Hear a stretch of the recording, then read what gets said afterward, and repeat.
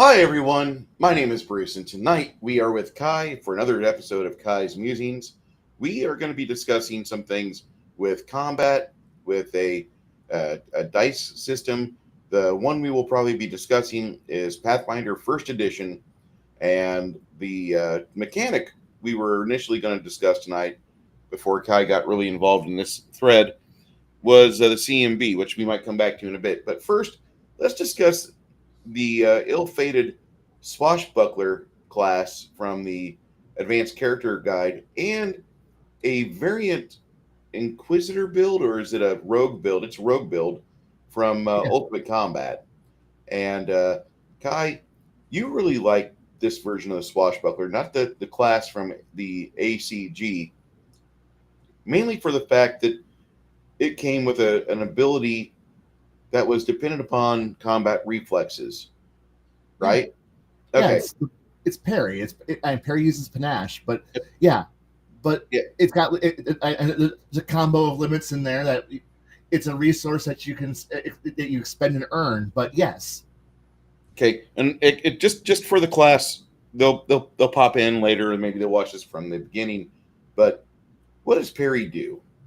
okay, parry is pretty much it's an opposed roll. Like you blow a point of panache, and you get to do something that normally is reserved for more storyteller based games, which allows an opposed roll, attack roll versus attack roll. Mm-hmm.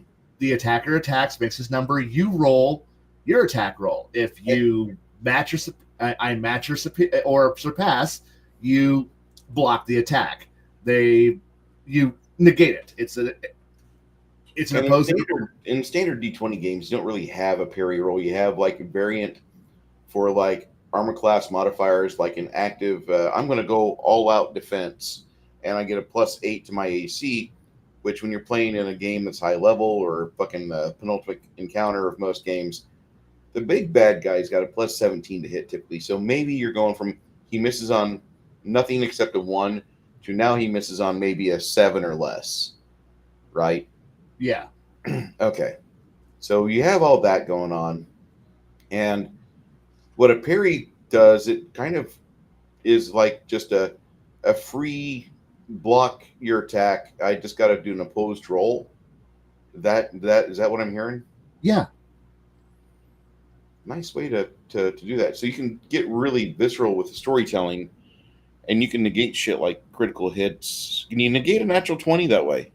If you roll a natural 20, Okay. So natural 20 parry beats a natural 20 auto attack. hit. Okay. I mean, it's a very nice system. Now, it's a system that you would normally see in a more a more active game, which is kind of like any of the White Wolf systems, which was, or hell, even West End game Star Wars, which was Or seventh C. 7C storyteller games. So AEG was big into this. White Wolf was big into this. Obsidian Path games are big into this. And the idea of, and people, if anybody who's like, I don't want to have more dice rolls to story to me, it's only like all you're asking for is one dice roll from the defender, which is simply, hey, I rolled a 24. What did you roll? 36. Okay, success. Okay, you blocked. And it's a real, like, it doesn't add much more. Like it adds maybe 5 more seconds of Combat resolution. That's it. Yeah, Per round. right. And suddenly you can, like, it's no longer just simply, well, okay, so I added I'm fighting defensively. I get a +2, or if I have feats, a +4 to my AC by being defensive, which to most people might as well be, I'm just going to get hit anyway. Why do I bother?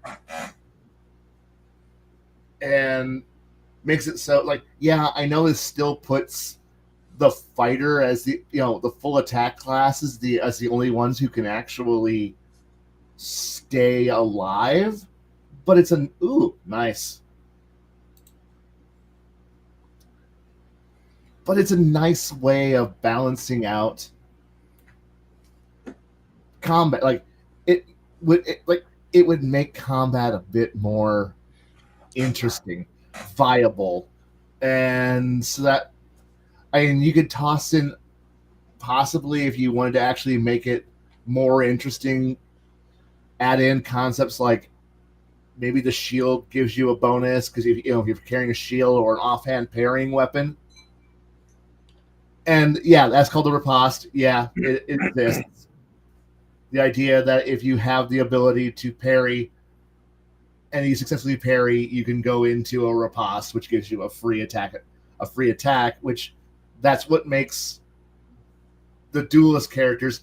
But that's also kind of how any parrying works. Is that if you can make an opening, you can counter into it, and it's brutal. I've seen some visceral games where some of the more visceral and crunchy detail technique games where it's like, okay, if you parry this way, it only follows into, you're using some monstrous two-handed weapon style. This is 7th Seas, by the way. It's like, okay, so I blocked an attack with this, and so I can't actually counter immediately with my blade, so I'm going to pommel strike the two-hander into somebody's face and stun them. So when it's my turn, I then follow through with a stroke with the two-hander and cleave the guy apart. It's like, oh, that's what makes the big spy-hander users kind of terrifying when when you realize that, oh, I'm going to go in and get myself butchered. Like, I have a small little rapier or a saber, and then this guy comes in there with a 4.5-foot blade and starts just turning you into, meat chunks. And you thought you were going to be faster than him, and then you find out, no, the guy you're playing knows HEMA, and he's going to be delivering shit out of you. Because nut kicks are totally valid.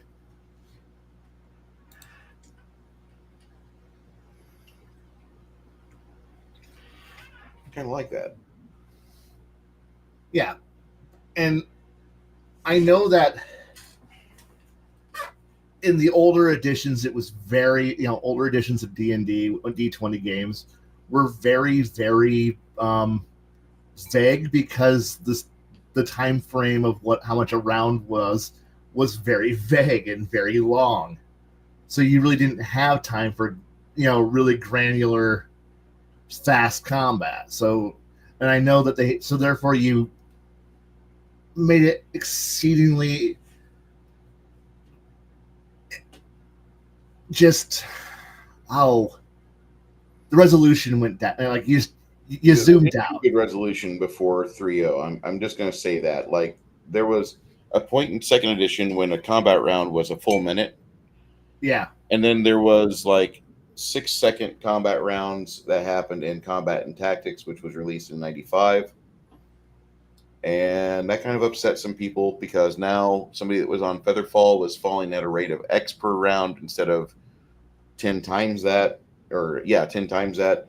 So now they're falling really fast, and they still Featherfall. They don't suffer damage when they land, but now they can descend an entire oak tree, in a Japanese forest super fast, which would normally have taken them 10 more rounds to do because it was a minute per descent. And they kind of really pissed off a lot of people that way. Not that really mattered, because the game was designed for you to house rule, which people have forgotten how to house rule. Yeah, and I won't deny my group was one of those groups who, when players' options hit, we embraced it like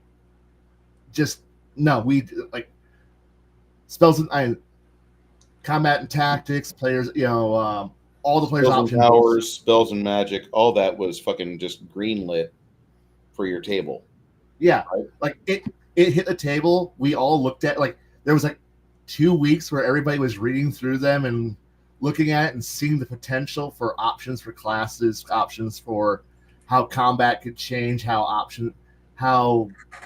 weapon mastery changed, and I'll admit, we were young, and at that time we we only really knew second. Yeah, we played a little bit of first because some of the old guys and some of the people who were older than us that we played with played first, but they all transitioned to second. But so for us, we moved from playing simple war games to role playing games. And for our little group, Star Wars was actually kind of one of the first role playing games that we were playing. And when we were picking up all the dice,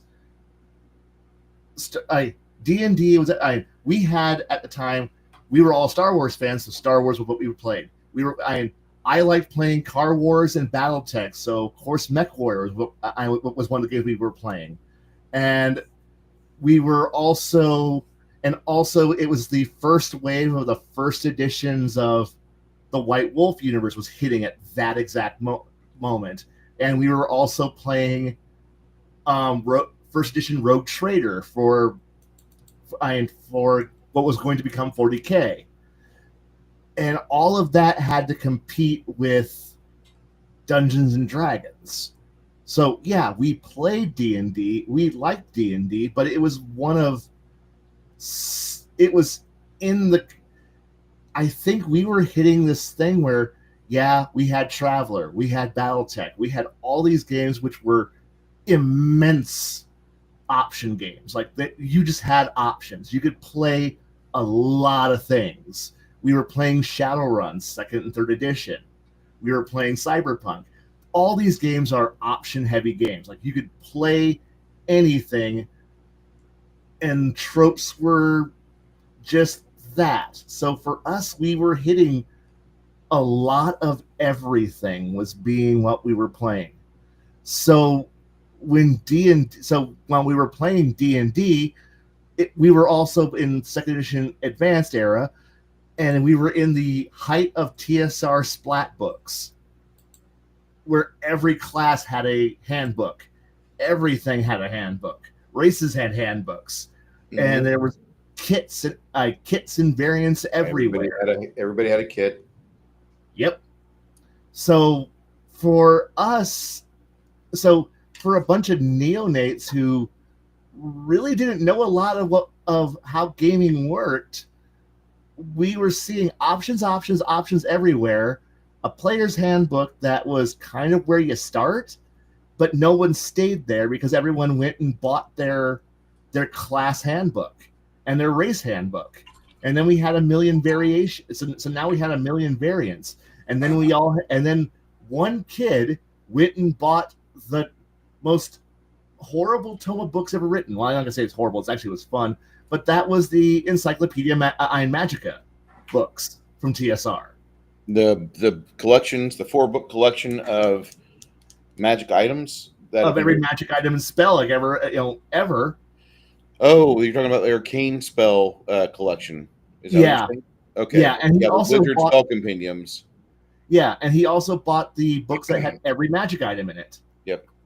And so we had massive tomes of everything, and so therefore we never had a chance to play what was, the way it was intended because, well, we were coming up in, our first jobs, our first chances at money, we were in the worst era of TSR splat booking. So when players options hits us, we had it was one of those things where oh wow, now we codified it. And now there's just had we known that in 4 years we were going to get third edition, yeah. But for the last couple of years of us in high school, this became these 3 books became the standard way of playing Dungeons and Dragons for us, because it just felt like finally giving a bunch of people who were now who have now cut our teeth on West End game Star Wars,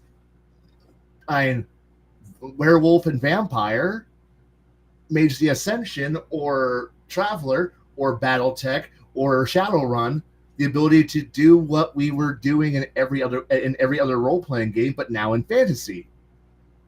And so it was I don't have that nostalgia that this is how the game is supposed to be played. No, because we didn't play that way to begin with. I know that makes me I know I'm a heretic, but then again, I'm also at the tail end, the younger tail end of the Gen X crowd. Like Gen X, that generation who played all those games, I was the tail end of, and I got to see it, enjoy it, but and yeah, we played with the rules the first edition, first rules encyclopedia. That was our player's handbook for like the first year we were playing. That was our rule book because that's what we had. It wasn't until high school that we learned that, oh wait, there's more, and we started buying all the more. But because we inherited shit from people who were before us. But like we had one guy show up, he brought all the D&D shit, but I brought all the BattleTech and all of the I brought BattleTech and I brought Star Wars. And Star Wars was suddenly like giving us options was like the greatest thing in the entire universe. And so third came and it was the greatest, but now there's just too much shit that the bloat is terrifying now in every role-playing game. Like every game is too many. Like I love options, but fuck, because there's too many options. For me, there's not quote unquote too many options, but like I prefer a game to be explored completely before we go into another expansion. Oh yeah. One of the problems that I have with Hero Labs is it throws everything out there in front of the player, and so it's such a player-facing game. Like, oh, I want to do all this stuff, and I'm like, that's really outside the scope of the theme I want to explore with this campaign. Right. And that's where you kind of piss off some of your player base, which is where me and Chris are really varied on things. And then whenever you start running me with new spells, like a spell like Chain Lightning, by book, it says you have a 30-foot radius that in there you target a location or the primary person you target within there, and then 30 foot around them, everybody else that you desire up to one person per level takes a secondary bolt off this. And the secondary bolts get a +2 bonus to save from for half, and the primary person gets a saving throw too. Well, I disagree with that. I think that's bullshit. Like, if I pick somebody to get this lightning bolt, what's going to happen is I'm going to roll a touch attack on that person, and therefore that's their save. Yeah. My touch attack roll, if they don't get hit, there's no damage. The lightning bolt continues on. However, everybody else will get a save at a +2. And that's where like guys like Connell are having fits because he's like, God damn it, he's rewritten the book. I'm like, well, read the fucking way the spell's written. If you were a GM, you'd be like, no, I don't like the way the spell's written. And these guys are like, well, I get a save. No, you don't. You're the primary fucking target. I'm trying to nail you with a primary bolt. And everything around you is going to fall over too, as long as I can smack you with it.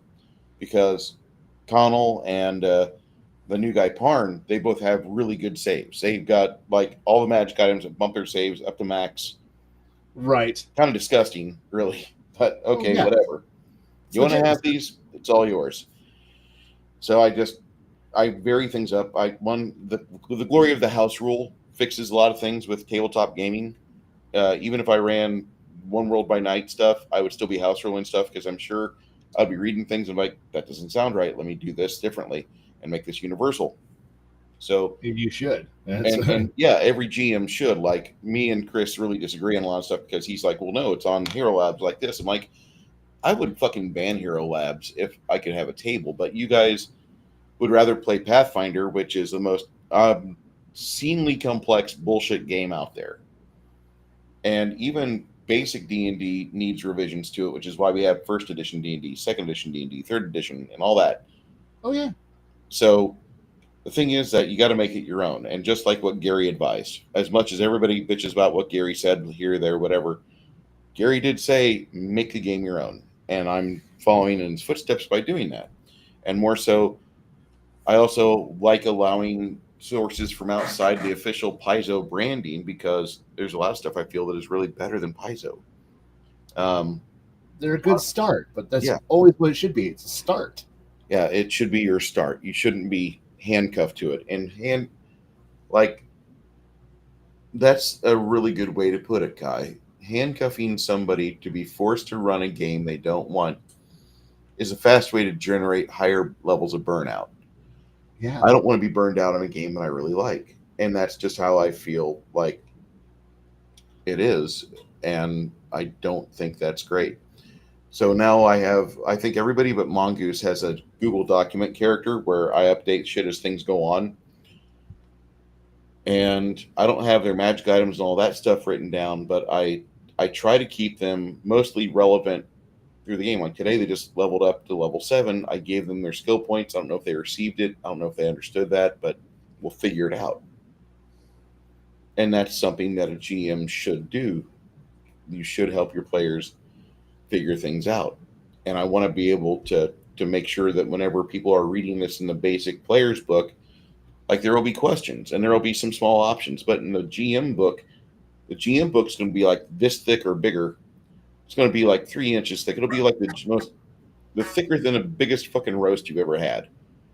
Because that's So, where, Tolis, yeah, I want it to be where all the options are that the GM can pick. Like, here's what would be found in these various towns for various training and locations. And I'll let the GM decide what world he runs in, what campaign he does, etc., etc. right. Like all I'm going to mainly have is for the players the base classes, the domains for the clerics, and the chosen ones to use. Yeah, how to become a paladin or ranger or cavalier, how to become something like that, and then after that, like the GM should have dominion over everything else because like the edges, like you get one every third level. Janet plays a cleric, but she's picked up her armor training with her chainmail or any medium armor she could have armor training one with, where she's moving in medium armor up to 30-foot move action. And I think that's kind of cool. Most clerics would never get that in Pathfinder 3.5. But she wants to be faster on the battlefield so she can administer aid. And then as she's played, she keeps going from the mindset that I'm going to provide these characters a person that will keep them running. So I gave her at 7th level or 6th level an option for lay on hands. Some people would think that's a little bit much, like, what? But to me, it fits in with her character. And why can't we be, as a GM, allowing these options to go to player characters? And that's where kind of edges fit into the game because I don't copy everything from Pathfinder. At this level, you get this and this and this and this and this and this. No, you just get one. You get one choice. Like you might get another opportunity later on to be cool at something, but these are more staggered out. It's more drawn out. It's a 36 level game. So it should be to me a game where everything is granular. And it's not like at 7th level, I get these 17 new abilities because I'm a magus. You know, at 17th level, I get 20 new things to do. Like, fuck. And that's one of the big problems with Pathfinder and 3.5 is one, it's round by round combat, and two, it's bloated as fuck. That makes for just even a 4-player team with a dungeon master as a 5th person. Now you've got a game that's got 8-minute, 10-minute, 12-minute combat rounds. And I don't want that. I want it to be faster. I want things to resolve. That's my goal. I want to have good resolution. And I finally figured out how to do multiple attacks because we're at 7th level. So my archer and my barbarian characters, they can make their secondary attack. It comes at you can do a secondary attack. It's a little faster than your regular attack, but it's at a reduced amount to hit, like a negative 25 from what your base is. And I think that really works. And also some feats will help drag your speed factor for these weapons down if you have these feats pertaining to these weapons, or you are generating some form of friendship with trainers that can level you up, because we do have the basic D&D rule cyclopedia weapon combat mastery chart in this game. So if you're not familiar with that, a person who's a grandmaster with a long sword, with what would be considered an arming sword or hand and a half sword in regular more historical games, instead of them doing a D8 plus their strength damage and damage to you, they're doing 3d8 plus 6 plus their strength damage to you. They're really fucking good with that weapon. It should be like that. And that's something that I want to have. But those are options that come later. Like right now, I think most of my players have like basic levels of weapon mastery, and they have one weapon where they're skilled with it, except for the bowman and the barbarian guy. He's got expert, but he's kind of capped out on his damage possibilities until he learns, oh, I can go have a wizard enchant my axe. And it'll be a hell of a lot of a difference as time goes on, because does Pathfinder 2, when you get like a +5 sword, do you get like to damage 6d8 plus strength modifier? God. I was just wondering that. You don't have to, but like for a magic weapon, if it's a +1 or +2 or +3, if it's primarily focused on the plus in a regular game, instead of that plus to damage, I'm just adding an extra die. So, like, if you've got a +3 two-handed sword, +3 great sword, what you're doing is when you cut into somebody, the magic is providing a large variety of damage. You're doing 8d6 plus strength modifier. And don't forget, its strength modifier is 1.5 times usual because it's a two-handed weapon. So I'm getting into that. Oh, we also have exploding damage dice. You know why? Because fucking combat should be fast. Don't fucking like 13-minute long combat rounds. And yes, I know last game I ran, not this weekend, 2 weekends ago, 135 seconds went by and it took us 6 hours. I'm also trying to interpret game rules and give people things. We're also bullshitting on the side. I want my players to have fun. So we're doing that. We're having fun. And I always fear that, like, at some point, me talking about my games, now I'm sounding like the marketing managers for Microsoft when they're talking about Titanfall 2. If you ever are confused about that, go watch the Titanfall 2 special that they showed in theaters for 6 minutes before a Marvel film in 2013. And if you drink every time she says fun, you're going to be completely blitzed before you get to meet Rocket and Groot. You're going to be still blitzed by the time Rocket and Groot hit the screen.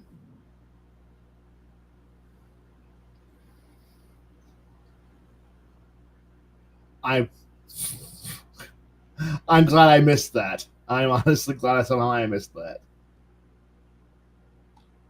And I'm not against Titanfall. I like Titanfall. Titanfall's really a well-designed game. It's a very good bridge for people that want to play BattleTech and Quake at the same time. Yeah. I think my problem I had with that one was it was on the Xbox and I don't have an Xbox. They made it on PC now, so you can go back to it, and now it'll run on a toaster of a PC. So yeah. You're also better off to spend your time playing Dwarf Fortress. There's more people playing. When I'm playing by myself, I have more people. We are big fans of Dwarf Fortress here. I do enjoy that game. I enjoy failing. I enjoy just watching the live plays of it. I think that's amazing. I haven't really spent more than 10 minutes playing it. I know that sounds bad, but I last about 10 minutes because I like, what do I do? What do I click? Is there like, do I got to put coins in a fucking phone booth here? What's going on? And the game, no, Bruce, just click on any fucking thing, okay? And that's pretty much game design. The game is go ahead, just start clicking on stuff. Just fuck around. Just enjoy yourself. And that's kind of how tabletop RPG should be too. Yeah. There's another one that I want to get into, but I'm terrified of it because it's kind of along the same lines as Dwarf Fortress, and that's RimWorld. Everybody know plays RimWorld is. I thought at first they were like some Scientology cult. No, They're so they're into crazy. RimWorld. The game's crazy.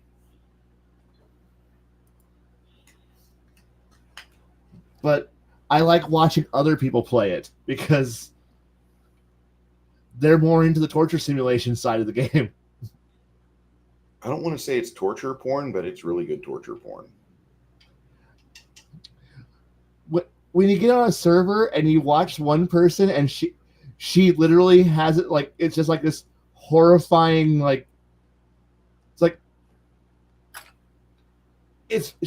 she's got her colony running as though it's like some kind of horrible black like CIA black site thing, and she's got like people in like locked in chambers where her nuclear reactor, which is producing radiation, so she built her prison is legitimately where all of her nuclear waste from her reactor is stored, and she ringed the walls with the radiation barrels.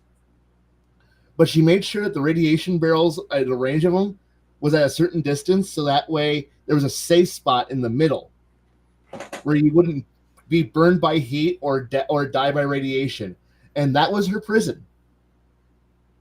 So whenever anybody started to go crazy or was captured or something went wrong, they would go into the hot room, and well, if they were stupid and walked too close to the walls, well, the problem solves itself. And it's like, oh man, my prisoners all died. Oh wow, I don't have to feed them anymore. And you just you leave their bodies in the radiation zones, and I'm like, oh crap, she's okay. That's her way of solving problems. Good for her. Or other players who set up their colonies as though they're complex like kill zone trap areas, and they design it so that way it lures the pirates and bandit raids to come in and attack the colony, so that way they can murder everything and harvest all their cyberware and organs so they can sell them off on the black market. So they were like, the whole colony was just simply a black market organ cyberware cybernetics resale shop. That's how they paid for everything, was just murdering all the bandits and then selling their bodies back to off world when the merchant showed up. I'm like, okay, this game is legit. Like, everybody in this game is legitimately crazy. All right, this game's a little bit more complex than I want to play. And that's coming from somebody who really likes playing complex games. But I like mine to be very mechanical and everything works and everyone does it. And I build giant factories. Everyone's happy. Food's available. Everyone's happy. Nothing goes wrong. Well, a lot of things go wrong. But I don't have to worry about, well, did I feed a cat wrong? Did that cause a spiral of despair? And now half my colony is murdering itself and turning into cannibals. Okay, no thanks.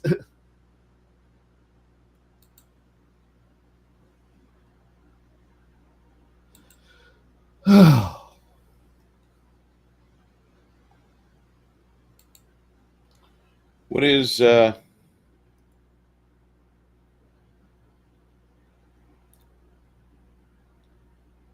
would be your goal for, like, saying we're going to go back to repository and all that? Would you want to have that be like just a singular class feature? Would you like to see that something kind of implemented through all classes or through all possibilities of game for martial type characters? So I think that's a real viable thing, a real viable way that we could make a game. I mean, I even want to kind of get rid of the plus 50% AC for their AC, but like make the armor class for defenders be a die roll plus deflection and armor bonuses. I almost think that would be one way to completely make the game. One, it'll slow it down more, but I think like for at least the paris, I think that should be something that everybody has access to. Now, depending on how good your pari is, depending on what you focus on, and that could be something that even a cleric might get good at later on. Maybe I'm overthinking this, but I'm just debating on this because my head's going a few places tonight. No problem. No, I think the solution that I would like to see is one to keep one. I would give every class the ability, and every class the ability to actually parry, because I'm putting a stick. Blocking is pretty much a standard. It's what you do. In combat, you're going to block, parry, deflect, do something to not get hit. I've seen, you see it with boxers, you see it with armed combat. Blocking is what you do. You don't just stand there. I know that we have the games that say in games it's like, well, that's part of your AC, and I'm like, no, it's not. You just kind of move around and you dodge a bit. But I would just to keep the swashbuckler special, allow them to have more parries. It's their, because it's their class ability. Mm-hmm. But give like everyone a standard fighter wouldn't have nearly as many parries as a swashbuckler. Right. Good example of that would be the movie Rob Roy. Yeah. Where Liam Neeson, he can get a parry off, but fucking Tim Robbins is there with his rapier just shredded. Yeah. Yeah. But so and it still keeps your standard armor class functional. The armor that is still there. It's your, I know how to move, I know how to use the armor to block hits, I know how to do that. It's a static defense, so that way for a longer hit, because you're going to get nicked and dinged and battered at. That's just what's going to happen. But so it's like it allows, but I like the idea of having one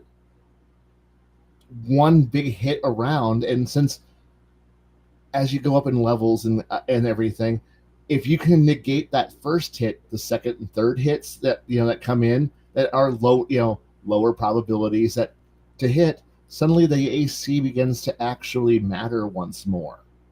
Mm-hmm. Suddenly you don't need to have a 29 AC or a 32 AC to be able to survive. You can now 26, 25, 25, 26, 24 becomes viable, because sure, you don't want, like, if you're a wizard, you don't want to be the line of combat no matter what, because you're not going to do much. But if you're as a GM, you can now go, well, now my wizard can at least use his piddly attack, depending on if you adapt on how your attack modifier lines work. But so what you have a rogue or a wizard spellcaster class who, I don't know, puts more points into their attack skills now, or goes, hey, can I figure out how to have it? Like, I still want to have the armor cast fit. There's a lot of variation on it. It's like find a way to boost a variant that boosts your attack line, so that way you can keep up. And well, sure, you won't be able to fight the captain of the guard, but you could possibly still now block, defend, and keep the the city, the street patrollers or the cut purses who are coming in to flank all the minions. And you don't have to go, well, the only way I'm viable is if I can sneak attack rogues, or if I can, which rogues are still viable no matter what. You have to play them smart.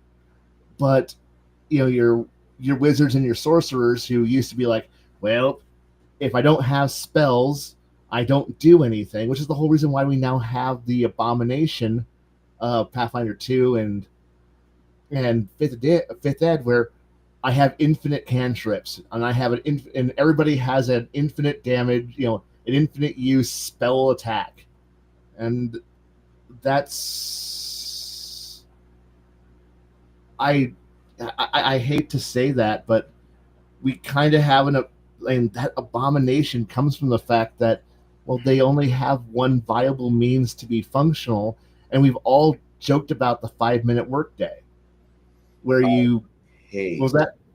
I hate fucking shortcutted days, man.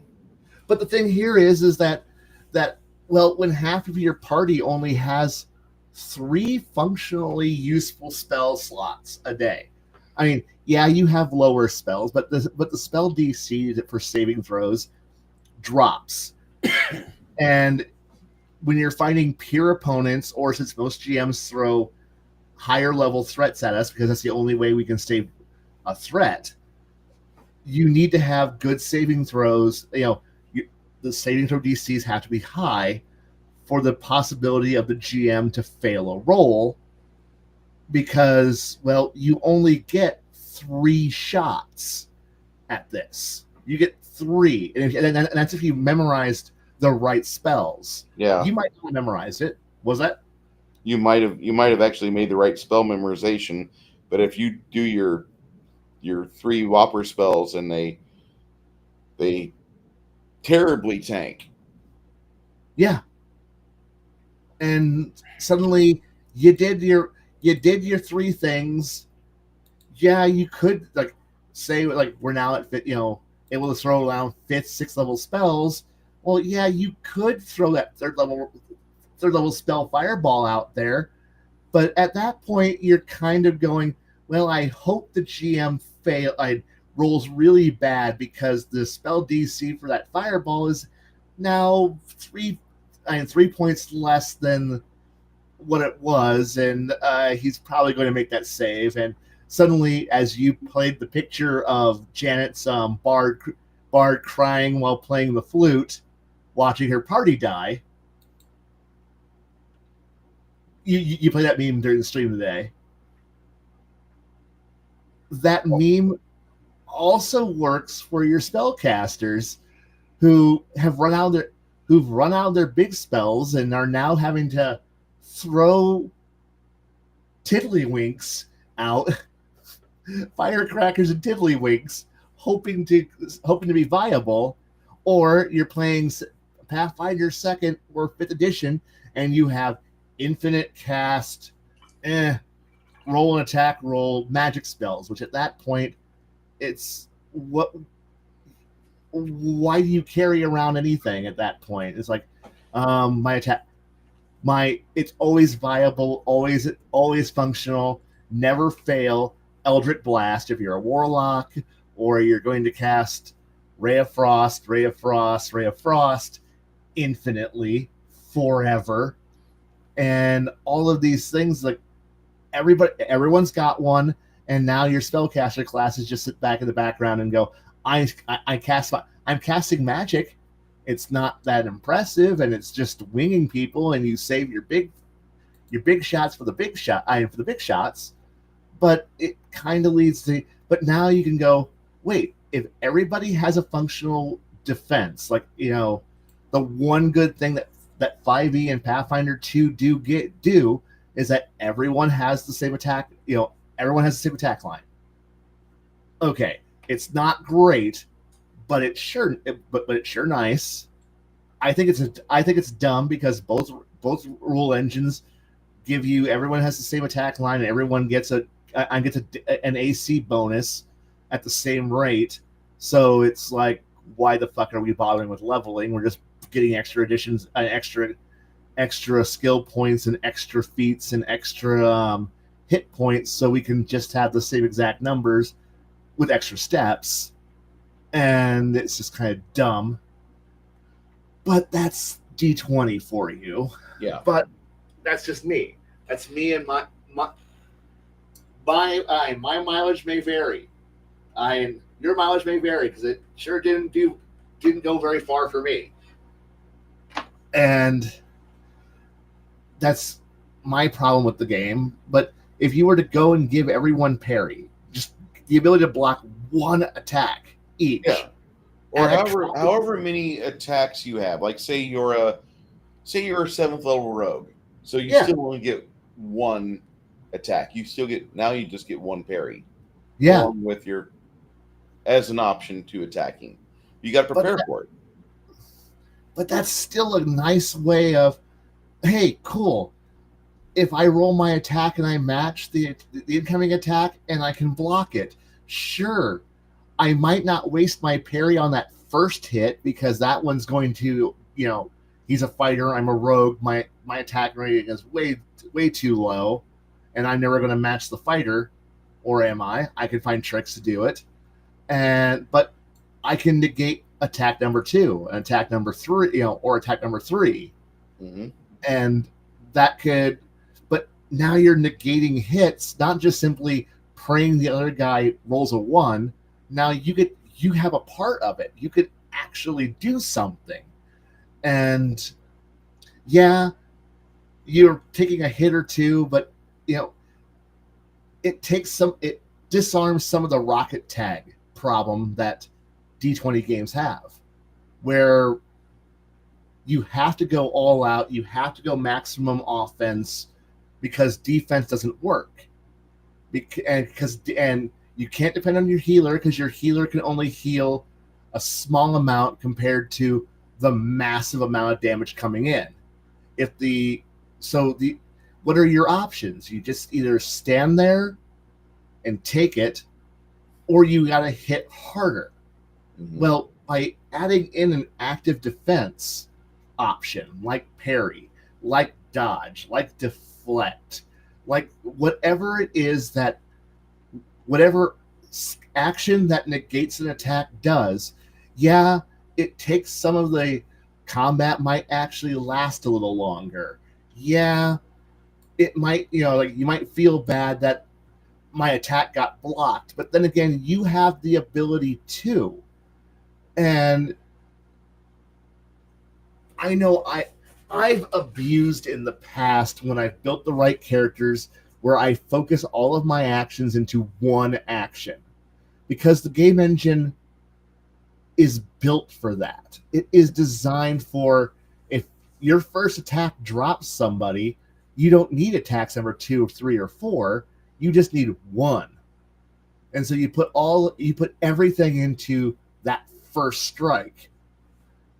But having that parry would negate that, and I've had GMs go, this is a horrible thing that you've done because the fight's over in one strike. Now, part of that's from I played L5R and I really like EI Jitsu, and I really like the idea of the 1 strike, 1 kill legend, John Wick's 1 shot, 1 kill fights where whoever goes first wins. And hey, if you don't want to die, don't start a fight. But that's me liking Legend of the Five Rings. That's me liking Seven Seas. That's me also realizing that combat in Exalted or combat in White Wolf games is pretty much 1 shot, 1 kill. It's the same way in Star Wars where the first guy if you got a really good dice roll and you have an Imperial Munitions heavy blaster pistol, 5d6 plus 1 damage, and you shoot anybody who's not a Wookiee, you're going to kill them more often than not with the first shot, first round, Han shot first for a reason, because most people only have 2 to 3 dice of their body, and nobody's wearing armor except for the Stormtrooper, who's got an extra d6 plus 2, 1d6 plus 2 to his energy hit because he's got armor. Well, he's got 2 dice in his body. He's got 1 dice from the armor. He's got 2 dice plus 1. He's a basic basic stormtrooper, and then the armor adds another d6 plus 2. So now suddenly he's now at 4. He's got 4d6 soak. You've got 5d6 plus 1 to hit iron damage. So so there's a good chance that you're going to cripple the stormtrooper first shot. Mm-hmm. I mean, the odds are in your favor that, sure, you may not get the 16 passed to guarantee an auto death, but the average person who's walking around with, in a vest, in a padded vest and a t-shirt gets shot. He's rolling 2d6 to soak. You're rolling 5d6. Odds are you're going to roll 8 to 10 more, 8 to 10 higher than the other guy, and he's going to fall over crippled because, well, he got shot with a blaster pistol, with a heavy blaster pistol. And that's the exact same thing you're going to see in a lot of other games and a lot of the builds that I've done.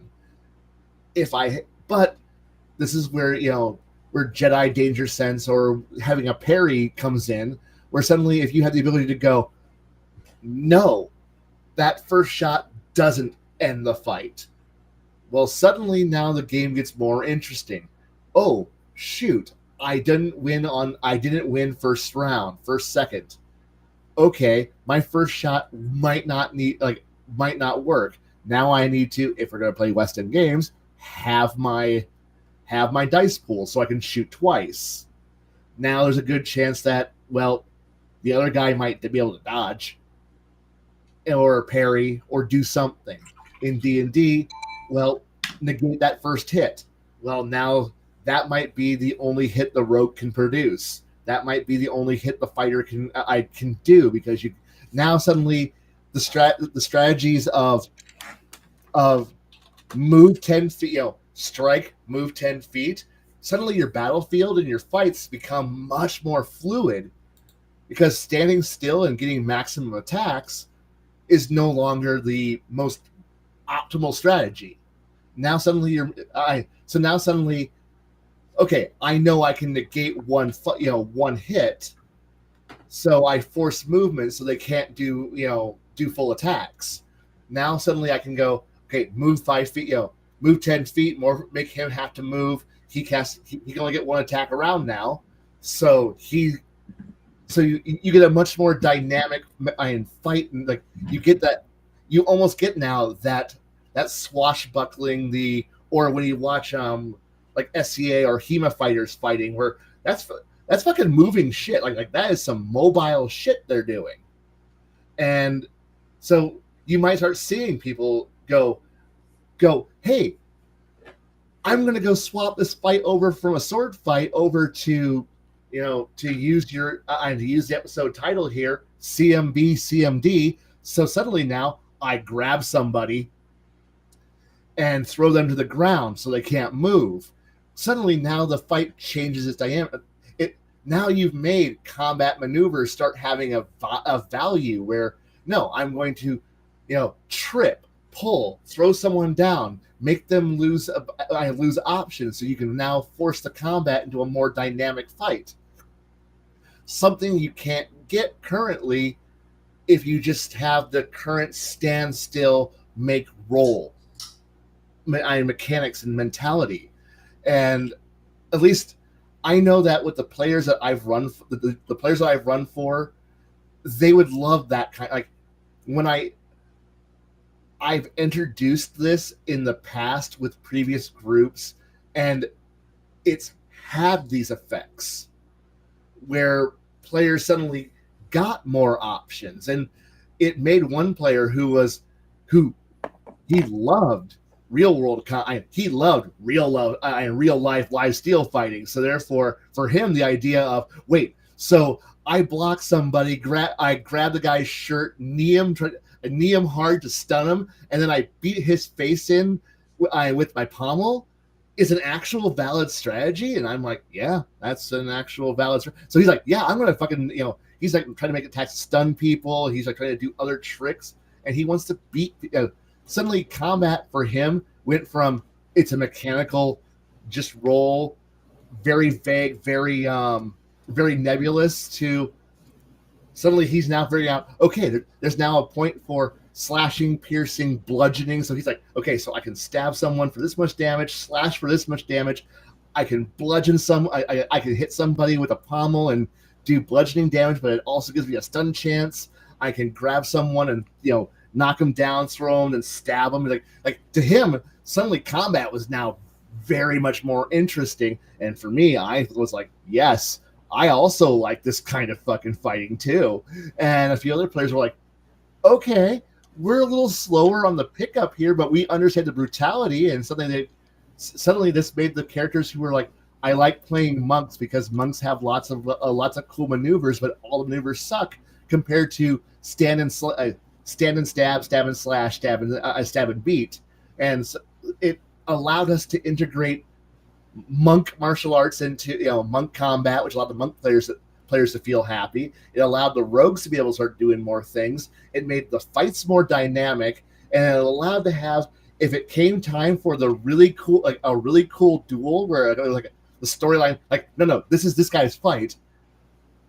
Everybody else can go, no, this has now got give and take, and we don't have the problem of bag of rice fights other bag of rice until one bag falls apart, which is traditional fixed number, and then you take a few modifiers like, okay, did I take combat expertise? Did I take dodge? Did I take fighting defensively? And did I take two weapon defense? And do I have and then start stacking, which is kind of not really a increase.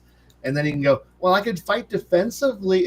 Yeah, there's ways to do it, but it's not fun ways to do it. You're just stating what you're doing and then applying a number. So the GM goes, did a 24 hit you? No. To this round, I'm a 26, but I have a -4 to hit.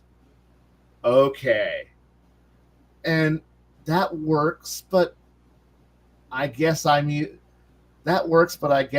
to a table where I have players who have beaten each other up in real life. So they're like I want to beat people up and with more granularity. And I'm like, I understand. I too want to beat people up. This is a fun game. Let's go beat people up, and having it fun without having to worry about ending up bloody on the sidewalk outside a bar. Hey, TCG. Hey.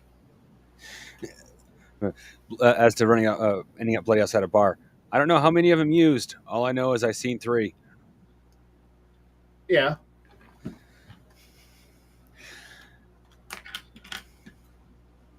That sounded better in my head. It's all right.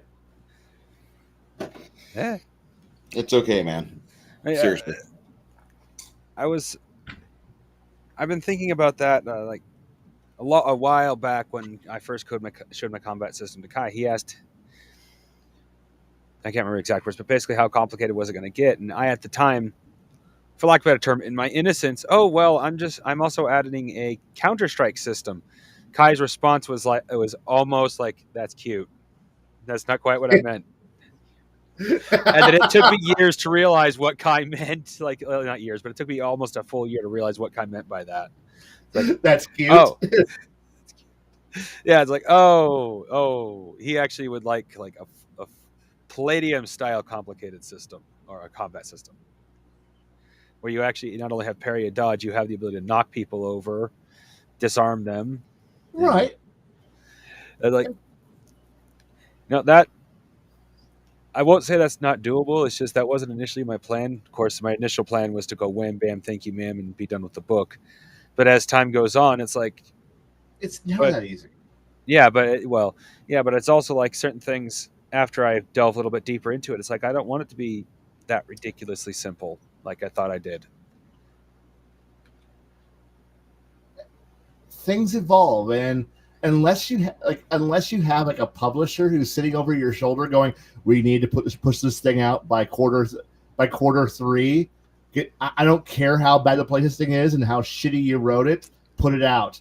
We need to actually make release. You can take your time on it, and realize Yeah. that sometimes when you do play testing and the result comes back with, oh, that wasn't good, you can go and do something else with it and make it better. I mean, Well, no, I haven't had a chance to do any play tests yet, but I'm a very oh, what's the word?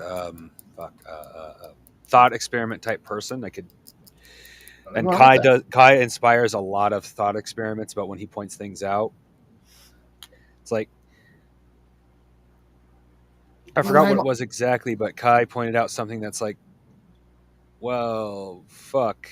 Not only could the players abuse that, the GM could abuse it in another unpleasant way against the players. Like I think it was one of the rules for making abilities. The important thing here is remember, I am an outlier when it comes to players and GMs. I am not the main standard by any metric. I will admit that. Well, The stuff that I like is not. We're I not a fully, common. yeah, I fully understand that. I mean, I honestly do. But the thing is, I'd like my game to not necessarily accommodate, but be able to handle the player that cast stop time, uh, shift earth, whatever you did, a couple of timed fire bombs at the bottom, and everything you Okay, did in that. that was actually pre-prepping three three stop times. That was disintegrate. Sorry, two disintegrates on the floor, one disintegrate on the roof, and then it was a create. There's a creation spell in there that allowed you to create a block of stone, but it's hanging there in there. Then you prep the bottom of the pit with precasted delayed blast fireballs, so that way I and so when time restarts, you had a held action already going, so that way you cast the second time stop, so you can continue to do this. But mind you, we were fighting a villain who wasn't a villain; it was an NPC we just really hated, and the NPC had the ability to detect any magic and instantly identify it if it was cast within her zone of influence, like her magical shop, which was also because the GM was running he was new. He hadn't learned to be a good GM yet, where every magic shop in the campaign was actually the same magic shop, and it had a Howl's Moving Castle style. Every doorway, like the magical door in every single city that led to her shop, and because the GM, because one player annoyed the GM and the GM took it to heart and did something petty, and of course that made me go, I don't like this character. Well, you can't cast any like she'll instantly negate any magic that's cast within her store. And I'm like, so we started to do experiments going, so if I cast the spell before I walk in the door, does she know? Does she and started doing the experiments, trying to figure out the edges of what could. The difference between fucking around in science is writing things down and then testing the results. So we were doing a bunch of little quiet, harmless tests to see, okay, and that's when we figured out that when we opened the door, and we haven't crossed the threshold yet, she doesn't know that that what spell we had cast before we walked through the door. But the spell effect carries over as soon as once we pass the doorway. So there's no magic cancellation barrier. So it was one of those things where we figured out what the rules of the setting were, figured out magic, figured out its restraints and constraints and limitations, and then prepared the we're going to end the campaign moment, which we never did, but we had everything ready for if the GM ticked us off and this NPC ticked us off, that we were going to kill his sacred NPC, his sacred GM NPC that he was browbeating us to death with. We were going to kill his favorite character, and be like, the only way that this character survives is if you GM fiat this bullshit and say that the rules that everybody else operates under doesn't apply to you, to this one character, because you want to have your GM NPC survive. And at which point we had already made everyone at the table had already made the decision that if we got GM fiated and the character somehow managed to defeat all the rules and survive, we would just pick up and fold the game and leave. The game wasn't bad. We all hated this one character. And this character was hated enough that we would end a campaign over it. Luckily, it never came to that. So when the game ended, we told him what we had been assembling. And he had been okaying each of the pieces of the puzzle independently without seeing the full puzzle in its completion. He was only seeing the pieces because we were okaying each piece separately, never in the same place, never at the same time. And we were assembling the Doomsday weapon, and then we were going to deploy it right in front of the GM, and we had been okaying for weeks every single ruling that we were about to hit him with. It's one of those things like, no, this is the rule you stated. This is the rule you stated. This is the rule from the book. This is what you okayed. We've already paid for this. This is what everything has already been set up. We're ready to go. And if at any point you don't, you pull a dick move on us, we're going to dick move you back harder. And this is also because of the fact that I don't believe it. I personally do not believe in the American style of escalation, where you start with, well, I'm going to say some bad words, and then we're going to get into some throw shit at each other, then fisticuffs, and then it's throw chairs at each other, and then eventually we're going to get to draw guns and shoot each other. I believe in the idea of, we already know where this ends. Let's just jump straight to the conclusion. And so when the other person thinks that we're going to start doing all the usual, bad mouthing, throw shit, do stuff, no, you just jump straight to pull gun, shoot them. We all know where this is heading. I shoot them first. Problem solved. We saved a lot of problems. The town's not on fire. The guy is dead. I have solved the problem. And now that's a very Russian mentality on how you do the ladder of escalations. We know where the escalation's going. I know how you're going to act. I know psychologically this is how you fucking will do things, because there's always this assumption that we're all going to play this game of one-upmanship until one of us blinks and backs up, and then you just go, no, just go straight to the end and go, look, we all know this is going to end. Shoot them and get it over with. And then you go on with your day, minimal casualties, minimal angry people, minimal damages, just the one person who's the problem, who's dead. And that movement got my reputation of, I don't fuck around, I just take care of the problem, and then I go drink a coffee. That's how the problem should be solved. Yeah. Well, the point we don't have to run. This is good information, but the point I was originally trying to make was, sorry, I want my system to be able to handle when a player wants to pull out this awesome combo. Well, I was thinking in combat. I didn't realize. I thought this was like the big bad ender guy that you were talking about originally. I didn't realize it was just a thought experiment. But we were to be able to pull out this awesome combo with being able to understand. No, with being able to work within the rules that I have already written. There we go. Yeah.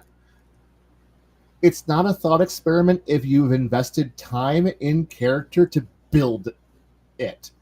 And where the only thing you haven't done is actually used it. So fair. If I have built the nuclear weapon and I'm sitting on the nuclear weapon and I look at you and go, I have the nuclear weapon, it's not a thought experiment anymore. It is, I have built this. I will use it. And then watch the GM go, oh shit, I can't fuck around anymore because the player just literally just looked at me and went, I will kill one god. And had the GM go, which god are you going to kill? And when you have two players look at the GM and go, I don't know, which one am I killing? Which one do you want to see die first? That's not a thought experiment anymore. When you have the god-killing weapon and you're holding it and saying, I just need an excuse, that's not a thought experiment anymore. Yeah, that's fair. But, trying to get back on topic of CMB. Oh, you're fine. Okay. Well, Conversation's king. We don't have to be on topic. No. well, it could still be slightly on topic in this. I actually have stolen Palladium's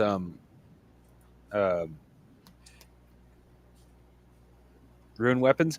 But the thing I didn't like about rune weapons is that they're indestructible, and then you can't have armor because of that. It's like, how do you explain indestructible armor? Well, the character never gets hit or never takes damage. It's like, there's another way of explaining that, and that is the armor pieces can break off of each other and then meld back together, even if they're up to 10 feet apart, which is literally a rule in my game. You can like if a arm piece comes off a piece of armor of cursed, it's called a fallen star armor or star armor, something like that. And if a piece falls off, it can't go any further than the largest chunk of the armor, 10 feet from the largest chunk of armor. Period. It's like hitting a brick wall. Hey, that works. Honestly, it doesn't sound like a bad idea. But to actually destroy the armor, you have to have. I think I did something ridiculous, like 500 times the power used to destroy Hiroshima. At that point, you're getting into artifact. The old artifact. Hey Bruce, what was the old artifact book like? A second edition where they were like, Legends here's and all the Lore. dumb shit you gotta do. What was that? Legends and Lore. Yeah, where they here. Do you want to blow up the Rod of Seven Parts? Here's how you gotta do it. And it's like it's the most stupidest shit possible. I mean, when you start getting items like it cannot be destroyed by any way possible, unless you like take the ring to Mount Doom, throw it in there, or okay, so you need to go find the volcano upon this thing on this one day, find this part, and then you break it with the hammer that forged it. Okay. Well, that's simple, I guess. So having magical rune armor that goes, so you need to hit with a power blast so powerful that none of you have a psychic battery big enough, which means okay, so we need to find a bunch of people and build a giant ritual so we can destroy this set of armor. That sounds like a plot point, and that's something that would make an interesting story. Because where are you going to find an entire coven of witches that's going to have enough power to, like, well, lucky for me, I just know there's a school of mutants over here that we'll go over to and go ask a guy in a wheelchair and his best friend who can, his best friend to me, totally not boyfriend, and get all of them to have a big kumbaya love fest so we can blow up some armor. That sounds like we just have that. Just sure. Yeah, I got some friends over in the Kingdom of Tolkien. We'll go over there and take care of the problem. They'll sing the armor out of existence. Right. So, but the thing is, like, that's not man. My average party was like my average party when I ran Rifts was quite simply, it's like, all right, what do we got? We got all right, so we have an armor that we need infinite magic power to blow up. So, hey, party, what do we got? We got a juicer, a dog boy, Samus pilot, a German battle armor driver, and a guy who might as well be Harry Dresden because he's wearing a bathrobe and a trench coat and he's covered in his own blood. But he's our wizard, and he's like, I got I don't have enough power to do this shit.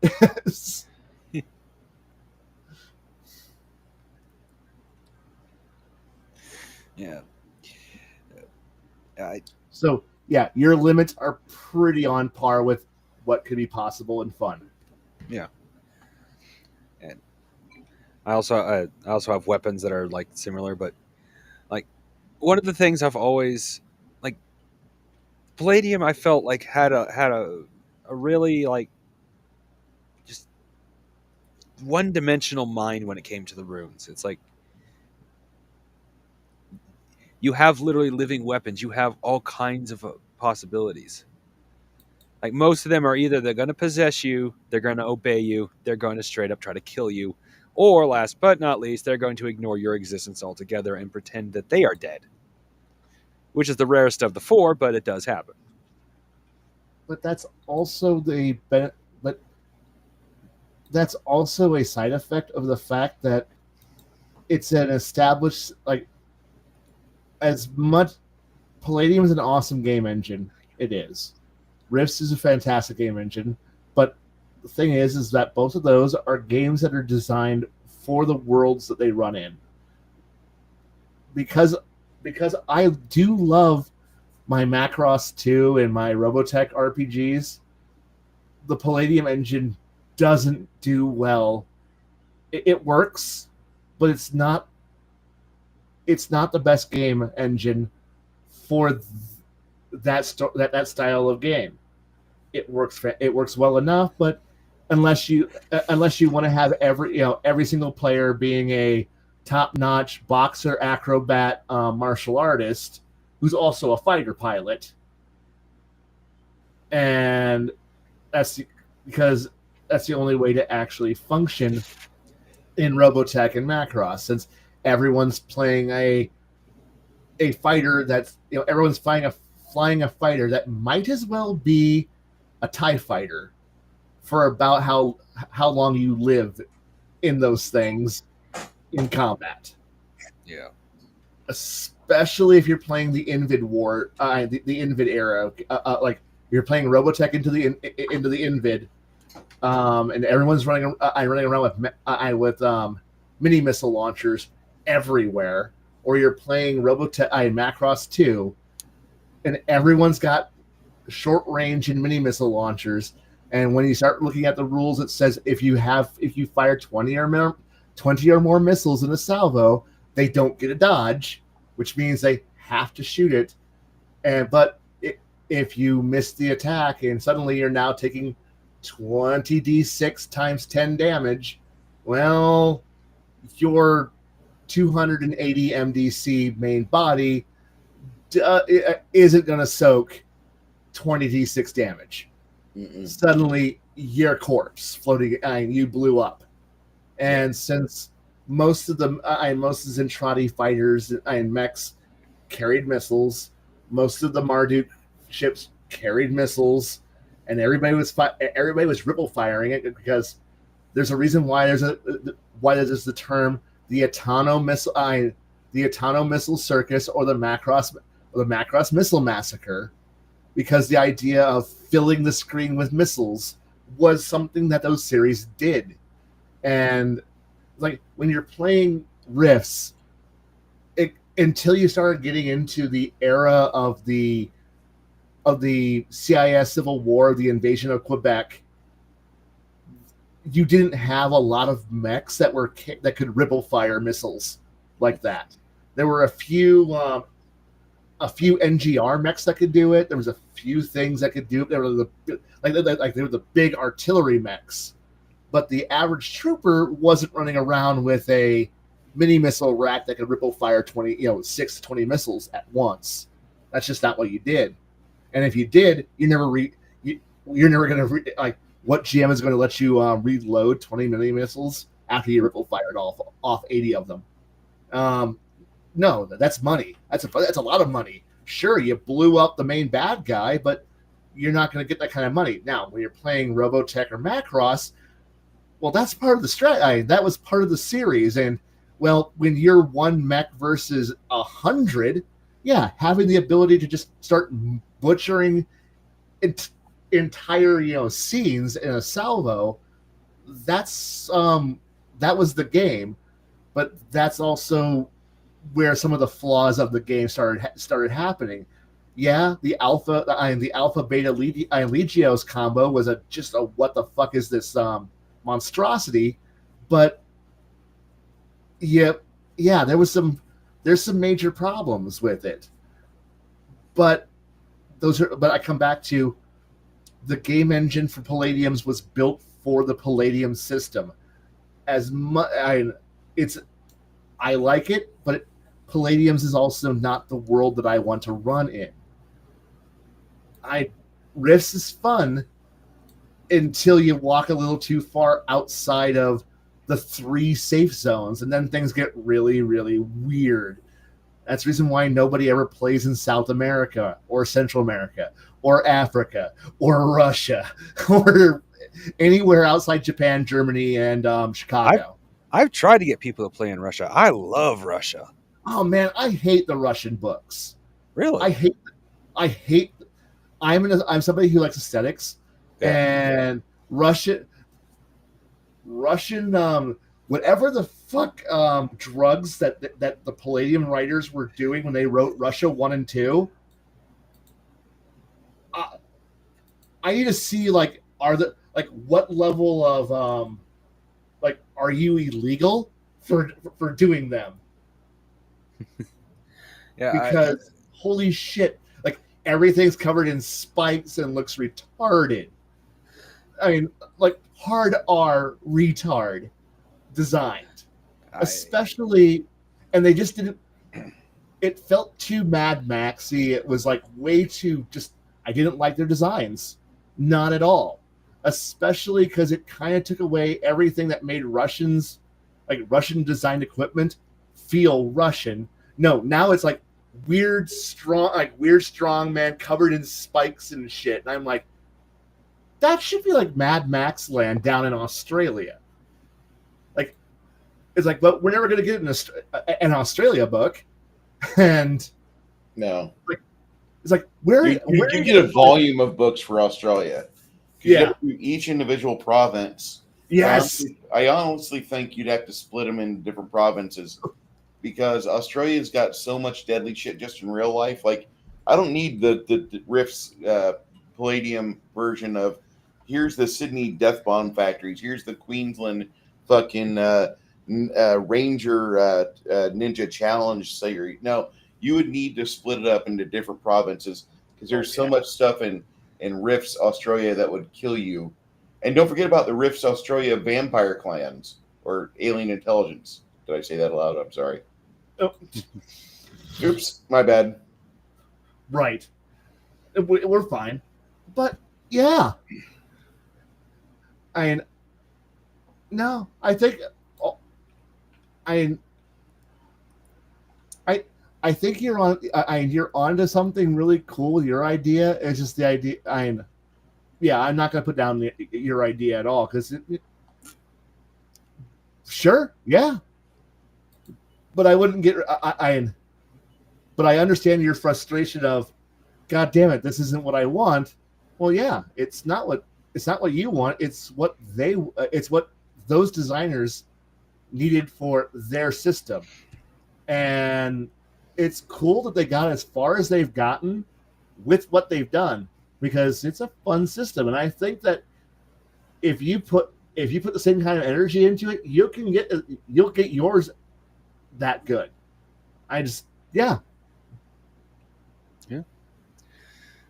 certainly trying. I know, and I don't want to belittle your work at all. And it's no, it's a hard task, and you're like, I'm going to do this. Good, okay, good.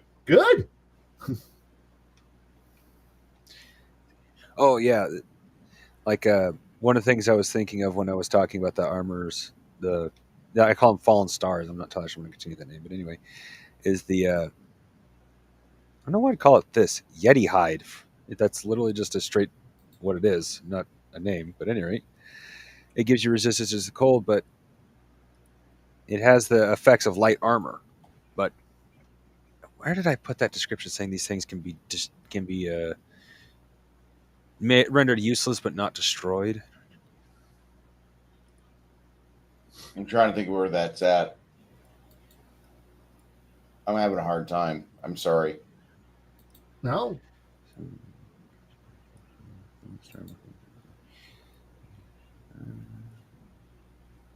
I'm sorry. I'm blanking here. Oh, sure. I forgot. Apparently I never had written that in. I've written in the fact that you can't remove the curse that's on a weapon that's on a fallen star without it being rendered useless. It takes all the magic from it. But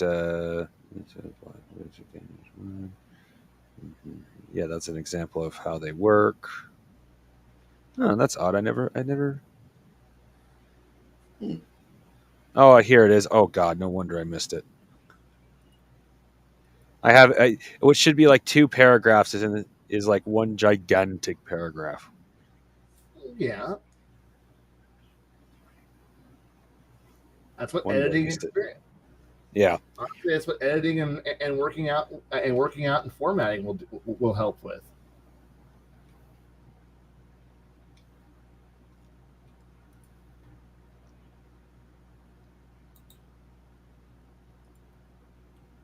Oh, right. This is something else I actually had written into the. You have 500 times a nuclear bomb from Earth. Well, I just said from Earth. I should actually say dropped on Hiroshima. That actually gives a little bit more of a provoking feel to what power level it has. Anyway, which then releases its own counter wave 100 times larger than the initial explosion, 100 times more powerful than the initial explosion. So we're talking, if you manage to actually destroy it, you're destroying anything on that planet for miles around. Yeah. Now, as much as I want to say cool, there are some people out there who will do the math out for you and go, have you thought this through before you say that? Oh no, I'm pretty sure 100 times 5. Let's see here, 500 times the bomb dropped on Hiroshima, and then 100 times that. I'm pretty sure technically that's enough to set the atmosphere on fire. No. Let's not do the math out. So how many times? So 500 how many times. 500 times. Oh no, excuse me. I wrote it as a force of 500-ton nuclear bomb. Okay, that's how I wrote it. That's it. 500 tons. 500 tons of TNT. Apparently. Okay. I'll take that explosion. That's not that bad. I'd buy that for $1.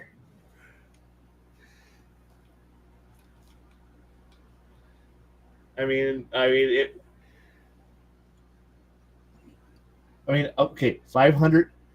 If you want to get an idea of how big 500 tons of explosion of TNT looks like, do you remember the shot of the Beirut explosion from about 5 years ago? Yeah. Yeah, Oh, that's yeah, about 500 tons of TNT. Oh wow, that's far less than I envisioned. Crafting, do you know what the ratio is if you need to get rid of a whale? No.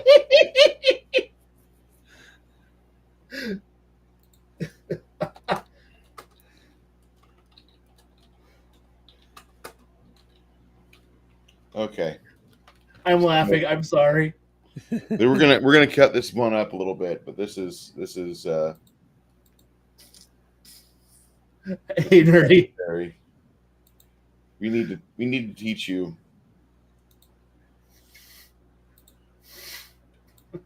America blew up a whale. Blowing up a whale. Today we're talking about that time that America blew up a whale. Yeah. And no, this is not going to be one of those times where a dead whale washes up on the shore, gets all bloated, and somebody pokes it with a stick. Nah, somebody from the government showed up with 1,000 pounds of TNT, stuffed it underneath a dead whale in an effort to either vaporize it and or yeet it back into the ocean. I'm from the government, and I'm here to help. But first...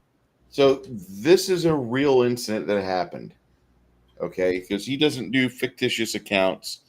He does things that actually happened. And I just want you to be aware that there's a ratio of mass versus ordnance. Just a word from our sponsor. This video is brought to you by Zydex. Okay, you're not needing the Zydex advert. I like Zydex, don't get me wrong. Okay.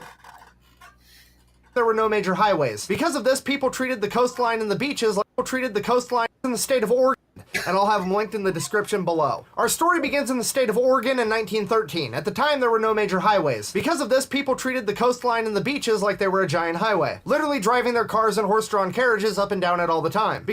So this is probably something that happens still today on the coastlines of our nation. I would even go as far as saying I've seen this happen along parts of Padre Island. I know this happens in places around Cali. I know that a tow truck will come if you get your vehicle stuck, because I've seen tow trucks at the beach. The governor at the time would declare all the coastline in Oregon from California to Washington as a public highway, which also meant that it was public land. This would set in course a series of events that 57 years later would cause America to try to send the biggest animal on Earth, or at least a chunk of it, into outer space. Now, They send at least a chunk of it into orbit. Just we have to clarify this. forward to November of 1970, a 45-foot, 16,000-pound whale washes up dead on the coast of Oregon. Obviously, this is a problem, or as the journalist on site that day described it, a stinking whale of a problem. Yeah, we've got this on tape. So, how do you handle such a problem? Okay, we have it on tape, which means it can be revisited time and time again when you're feeling rather depressed, because at least you're not a whale. Well, if you were in California, you would call the California Coastal Commission. If you were in Florida, you would call the Florida Department of Environmental Protections. But because all the beaches in Oregon to this day are still considered highways, they ended up calling the State Highway Division, which is basically a bunch of construction workers. Now, this is some bureaucratic bullshit if I've ever heard it. There was absolutely a different agency that was more equipped to handle this situation, but it was probably a Friday and they didn't want to have to work late. So they pulled the old, well, technically card and sent in the construction workers. And all those guys heard was, you get to go home as soon as the whale is gone, to which they promptly said, get the dynamite, we're going home early. Which is... This is exactly how it went down. It's like the ultimate Uno reverse card, because they turn this losing scenario into the ultimate win-win scenario. Not only are they going to get to go home early, they're also never going to get told to do this dumb shit again, and they get to be the guys that blew up a whale with dynamite. And the best part is they've got an airtight defense, because when you're doing government work, everybody knows that when you don't know what you're doing, you just fall back onto your standard operating procedures. And what do you do when you're building a road and there's an obstruction in the way? Like, I don't know, a mountain. You blow it the fuck up. Mountain, whale, potato, potato, get the fucking dynamite, we're doing this. Now, I wish this was less factual. Blaine, you're from Illinois. Yes. You can see this happening with IDOT, right? Because I sure as hell can. Now that I work with several members of, I deal with several members of IDOT. Especially like I'm one of the head repair guys and contractors who works with in IDOT. I fully see this. Like, okay. If he got a call Friday morning that says there's a whale on I-74, you better believe there is a fucking crate of dynamite being rolled out there before lunch. Obviously, there's some more common sense solutions that we could have done. Like, I don't know, maybe cut it into smaller pieces or burn it. The head engineer in charge of the construction workers was asked that very question, to which he responded, It couldn't be cut up and then buried because nobody wanted to cut it up. and then of course there's the obvious question, what if this doesn't work? What if there's still a giant chunk of whale left over? To which he responded, If there's any large chunks left, we may have to do some other cleanup, possibly set another charge. See, this guy knows what's up. It was never a question of whether or not blowing it up would work. The only question there was how much TNT was it gonna take? And if you didn't use enough the first time, double tap. That's accuracy by volume. This is how America was built. Or unbuilt, whatever. Anyways, let's stop beating around the bush and just show this whale getting blown up. Play the clip.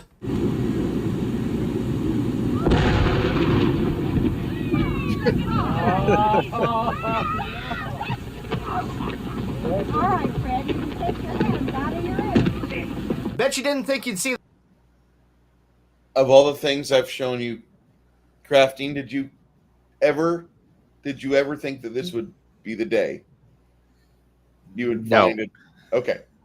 That today, did you? Okay, you just saw that and I just saw that, but let's go ahead and hear what the reporter on the ground had to say about it. With a blasted blubber beyond all believable bounds. Dude's got bars. That's fucking poetry. I hope he gets a raise. Now, as I'm sure you noticed, there was giant chunks of meat still falling out of the sky like 3 seconds after the explosion. Thankfully, however, nobody was actually struck and severely hurt by one of those. However, I think I speak for all of us when I say how much damage would that actually do. Thankfully, as luck would have it, a car a quarter mile away in a parking lot that was empty was struck by one of these meteorites. And here's the clip of it. Of one large chunk, the passenger compartment literally smashed. Fortunately, no human was hit as badly as the car. However, everyone on the scene was covered with small particles of dead whale. Okay, first of all, how are you going to explain? Everybody was covered with small pieces of dead whale.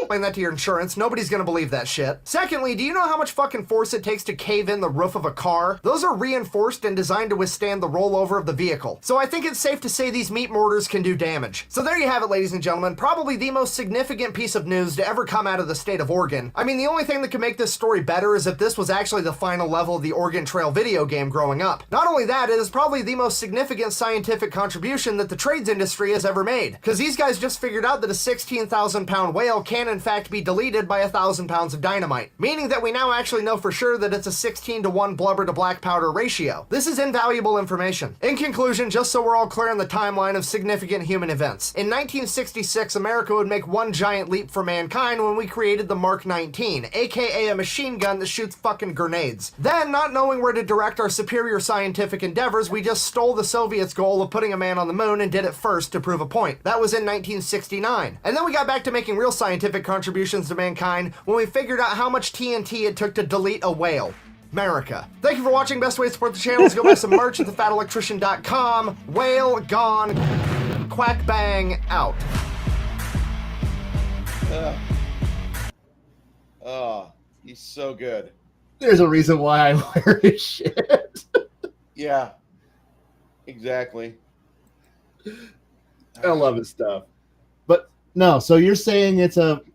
So you were saying it's a a 500-ton detonation. Yes. Okay. That's a pretty big crater. All right, so the explosion in Beirut would be one display of that, or you can look up Operation Sailor Hat, and you'll see the Americans blowing up 500 tons of TNT to see what the effect would be. And it created a crater in. They blew up a good chunk of Hawaii just to prove that they could do this. But it was a 500-ton explosion of TNT. So, yeah, if you want to see how big a hole that makes, yeah, you can. It's got great photos. You can look it up and see what you're about to inflict on player characters. Part of me actually wants to make it higher, but on the same hand, I don't want to risk like destroying the planet. No, you're at a half a kiloton detonation, so you're at like suitcase nuke levels here. Oh wow! I mean, you're looking at like things that sound scary in a Tom Clancy novel, or in a spy thriller. It's like, oh no, a good chunk of downtown might be have their windows broken and some. It will be a generally bad day, but not really. I mean, yeah, it's gonna be bad, but not too bad. I mean, we've done worse. Stop rationalizing it. I mean, you can still see the crater. I mean, it's a pretty good picture. I mean, the French blew up a pretty big fort where 100 years later you can still see the crater of it.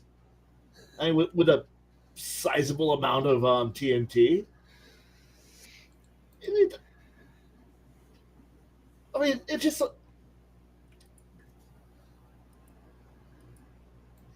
You picked a really big number, but not that big a number. And the humanity, yes, turkey drop. No, you picked a pretty good scary number that most players will go, oh, I don't want that. That sounds horrible. I don't want to be anywhere near that. And you're right, you don't want to be near it. But you might have a few players that goes, all right, so we're going to stand this far away and then detonate it. What? I see that.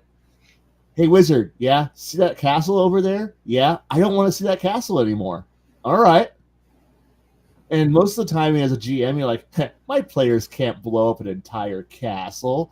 That's not possible. And then you give them something like this. And then your players are like, we're going to engage in some aggressive urban renewal and remove a problem and create a new swimming hole in the process. You can have a lot of fun with this. I could go with that. What was that? I could go with that. Yeah. Don't take it out. This is a great idea. Inflict this on players and watch the terror and horror happen. Especially when they see what.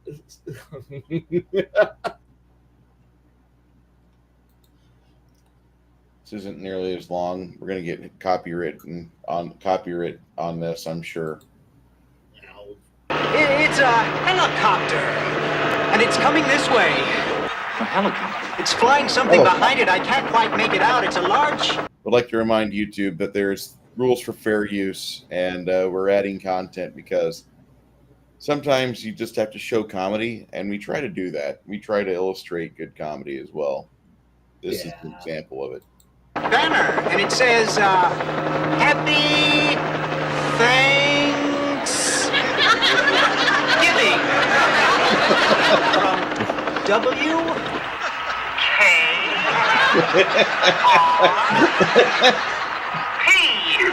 You guys ever MC an event or been at an event where the MC kind of loses himself and the people along the sidelines are trying to coach, but he doesn't see him because the spotlights are smacking him in the face and his glasses are reflecting the light perfectly no matter where you're at in the auditorium.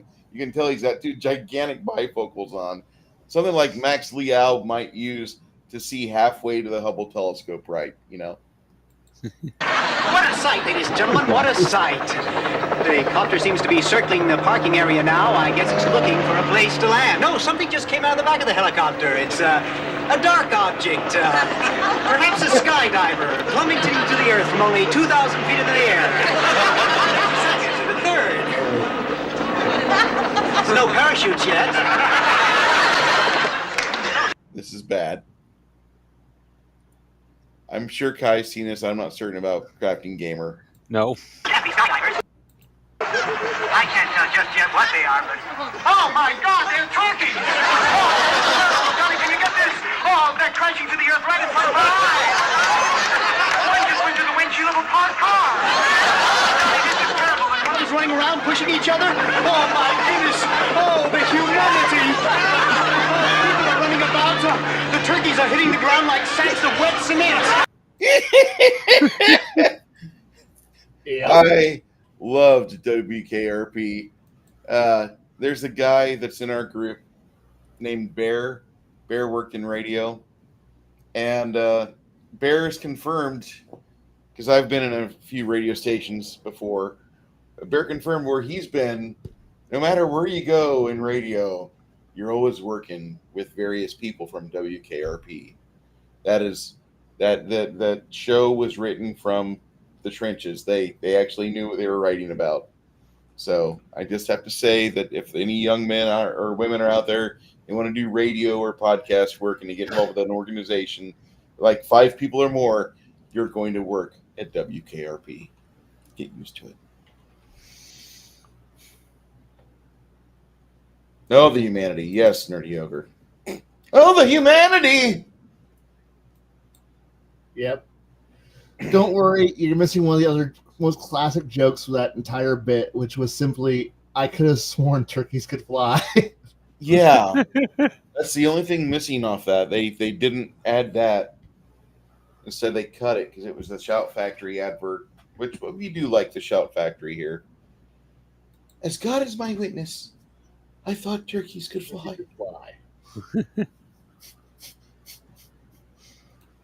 And it's true. That's pain, and it's a wonderful show. It's worth watching.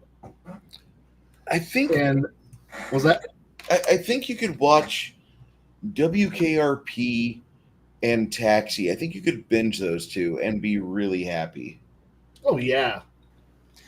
Oh, there's I can't remember what it was called. I know it was an older one, kind of like that one. It's about not Green Acres, or the one, or not the comedy about the old couple that moved back to the farm, but it was about a couple on living on the farm, and the jokes they would make were just 100% accurate to living on a farm. Yeah. Like they're showing an episode of a horse biting the owner, and the owner bites the horse back, and the horse gives this "what the fuck" look. It's like, yes, the horse bites you, you bite it back. The horse will go, "What the fuck," and will never bite you again. I can believe that. That's how I ended up biting a lizard. A buddy of mine, at his buddy's house, because it was his buddy's lizard, would wind up that lizard, and then while saying, "Get him, buddy, get him, buddy, get him, buddy," just wind up that lizard. To the point that he had trained that lizard, anytime he said, "Get him, buddy," it would just bite and latch on to anybody. Sometimes even do a crocodile death spin. Oh, no. Like, I'm surprised Wow. that lizard was still alive, because he did that to the tip of the owner's dad's nose. Anyway, that lizard bit me. I bit it back. Then his boss. that my buddy would, "Get him, buddy." Like, that lizard literally looked over at my friend and hissed. Well, like I said, I should lizard who's boss. Uh-huh.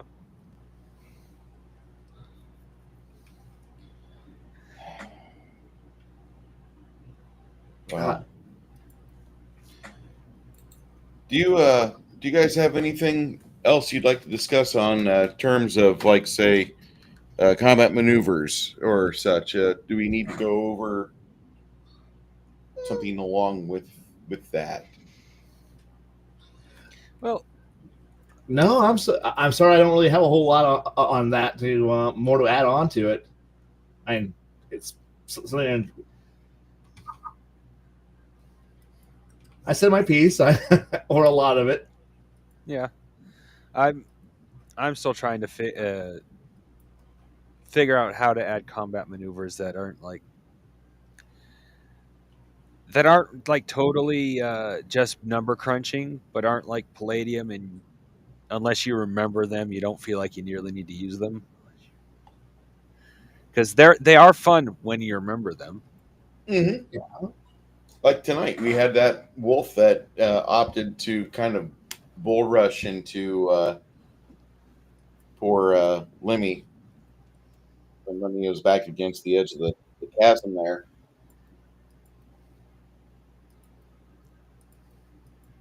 It's not really a standard for like a wolf from the monster manual, but I just thought it'd be something that a smart animal would do. And these dire wolves are pretty intelligent. Yeah. Watch, when we finally find him, he's the plaything of some Dwemer or whatever the fuck those Drider. Better for him to be a plaything of a Drider than something like one of these. True. The Drider we can potentially, well, we could kill either one of them to potentially, but the Drider we actually have the potential of at least negotiating with. That once she gets her claws into a plaything, she ain't letting it go. Yeah. Yeah. But that's half the fun. Yeah. I'm also a very bad influence, so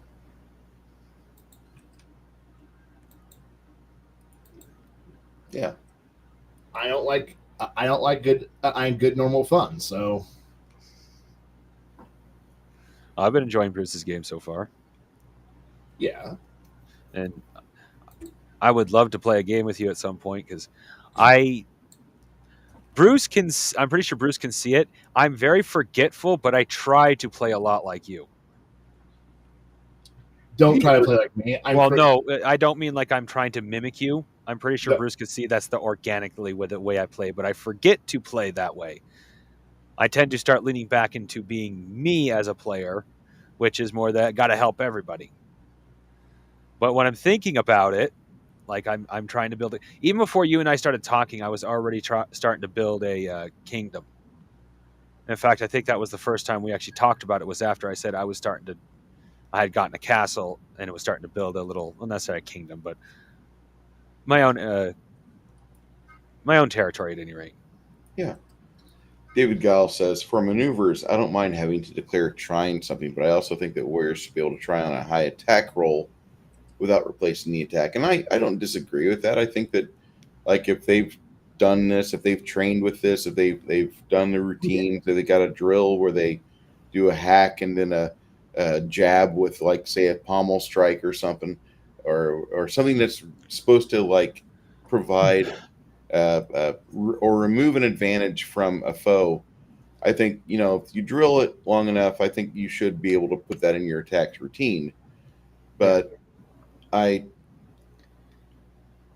don't think that should be just like automatic for like every fighter out there. I think fighters like have to drill on things, and that's something that I really do force in my game quite a bit, is the training aspect. So like whenever you level up, like things take time. Like right now, it takes like 4 adventures for a character to fully level up if they're doing it on the road. And right now they've leveled up the past 2 or 3 times on the road. So the first week that they level up, they just get their saving throw bumps and their additional hit points for the new level.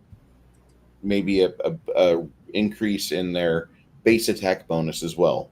But then the second week they get their skills because they're learning how to implement more of their facilities in order to do more things that aren't involving hacking and slashing or holding a shield in front of their face. And then finally, like the third and fourth weeks, there's like their feats and their edges, the various little tricks they've learned and they've thought about in their head numerous times, and they're finally starting to implement them. I kind of like the extended organic level up period. Yeah. No, I like that.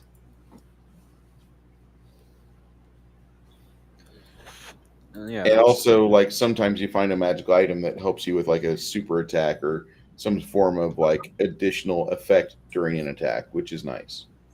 Yeah. Well, I don't like maneuver. I think maneuvers should be separate from attacks, and like if you're going to feign an attack, that's an attack maneuver. Therefore, it would fall still under the attack. Mhm. But it, like, for example, if you're going to try to parry disarm, that shouldn't replace your attack directly. That should be a separate action.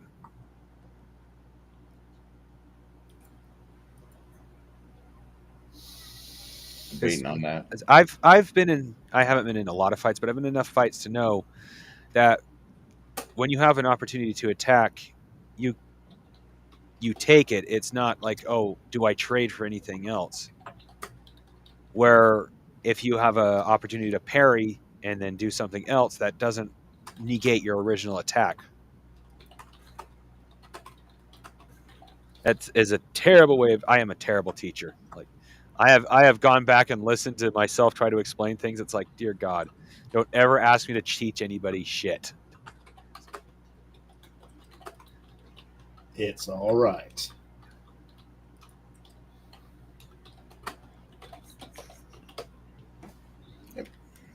mean,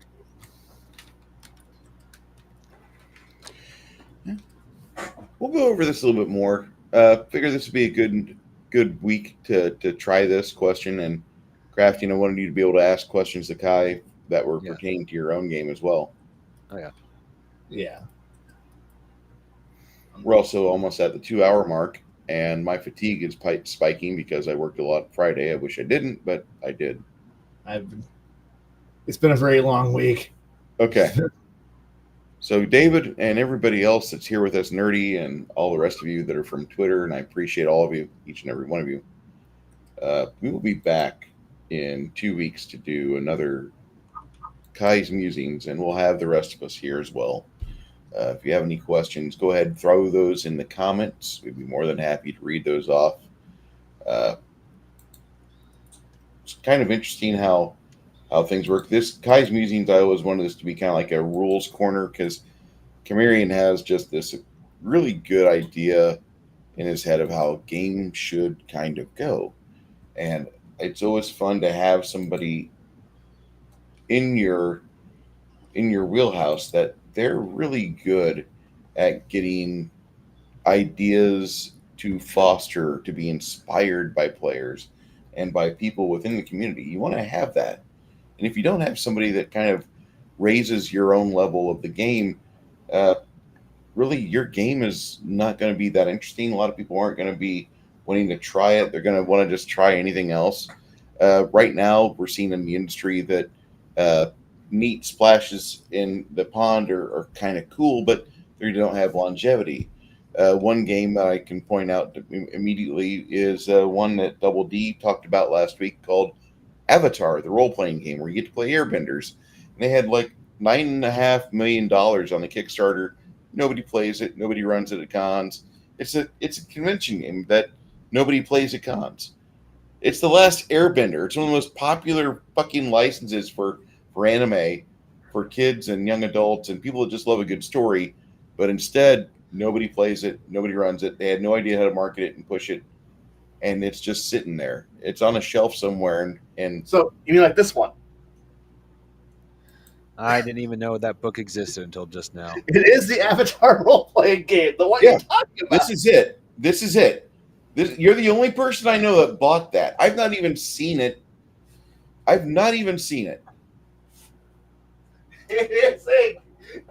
is a game.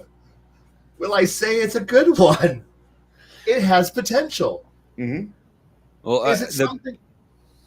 No, Go ahead. What was that? Oh, I was going to say that the biggest problem I see for the game is the show. You have Aang, the most powerful bender on the planet. Then you have the other benders around him, and you have Sokka. Now, the game has some really cool mechanics, and I really like it. Is it playable? Yes. The thing the game requires to be able to make a game playable is that everybody at the table has to actually like Avatar: The Last Airbender, and not like, oh, I watched the show once or twice. It's the I hope everyone at the table has been, knows the cultures in and out, because that's kind of very, very, very, very important. So it's like you can play against type, but by God, type matters. This is a very story heavy game. I mean, there are mechanics in there, so it isn't just simply here's your stat values, here's your attacks. Every move can push, like, actions you take can move your character out of balance into one. When you play a character, you have an alignment system that if you go too far in one direction, there's some benefits and there's some major penalties. So, but the thing is, you're doing these actions that are moving you up and down the charts, and they have limit breaks and stuff. As you do moves can actually change the emotion of the character that's being hit by and being manipulated by these moves. So you can do moves that cause anger. that can drive someone into a confused state. These are actually functionally parts of that moves can do. Also, every move that your character has leads into it tells you what type of move you can do next. So it's like if you go, so you can't go from A into a B into a C. It isn't just simply here's my declared action. Well, you declared your action, and it's going to say that you can either attack or move with your next, do an attack action or a move an aggressive action, a defense action, or a move action, or a perception action, and these actions all flow into the next one because it's all about moving through combos. It's a fantastic system, but boy, you've got can I use this system elsewhere? No. This is going to be exclusively a game for playing Avatar. Plus, I don't think there's going to be a goddamn player who's going to play this game who's going to be like, I want to play during the Korra era. No one's going to play during Korra because everyone wants to play during the cool era, which was either the 100 Years' War, the Time of Aang, or you're going to be playing in the earlier eras before then, which is where all the fun happens. Or you're going to play in the I want to play steampunk techno weirdness of playing the Korra series, and they push Korra really, really hard. Nobody I know who wants to talk about it wants to play in the Korra era. Now, I think the mechanics for combat are really cool because it actually, the perception checks don't give you every bit of information. As you roll higher up to, as your numbers go higher, you get to learn one or two details that's currently in effect. Or you can be rolling perception and getting to, uncover a weakness, or push some, which can give your fellow friends, your fellow teammates or party members or yourself a bonus to your next to their next action. So it's like, hey, this guy's got a really, really amazingly awesome defense. I'm going to, my character's going to hang back and I'm going to watch his move, figure out his style. Okay, now I can make his defense a little lower or make his offense a little bit, not nearly as effective, and give us a little bit of an edge. But because I did a perceptive ability, I can't do perception next round, or I can, but I can't do a movement action next. So it's like it's kind of almost like Bruce's game here, where you're kind of declaring what you're going to do next in the next next phase of things, but you're limited by what you did will precursor where you're going to go next. And it's once players would understand, know their stat blocks, know their character blocks. I hate the class system because it is dumb. I have a problem that I don't have options. This game is extremely locks you in, and yes, it will have the Star Wars problem of everyone's already whoever's going to be playing this will be Avatar fans, and they're going to be quoting it, and they're going to be wanting to do the things that but I want to be like Toph. I want to be like Zuko. I want to be like Azula. I want to be like, fill in the blank character.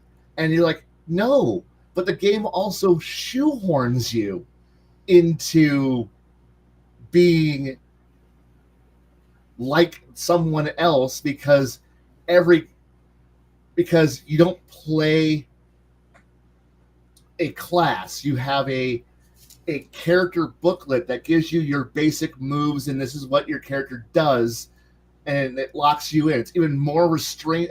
It's restraining, but it's not as bad as, say, no player's options first edition, but is not a very flexible system. It's flexible, but kind of not.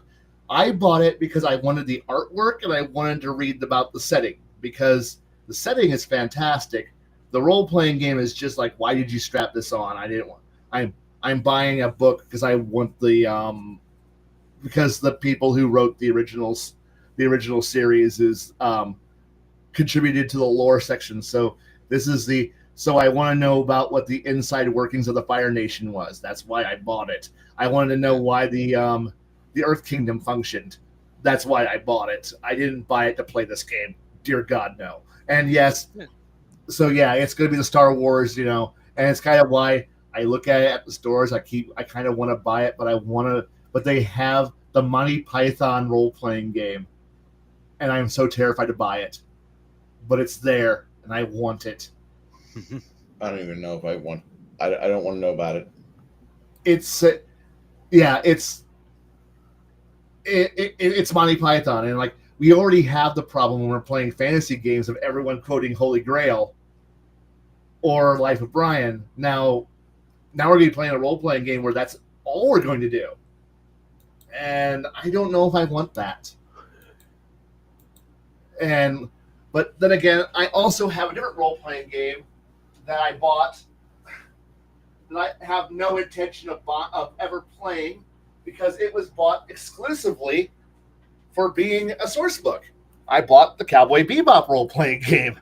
This book is a beautiful book.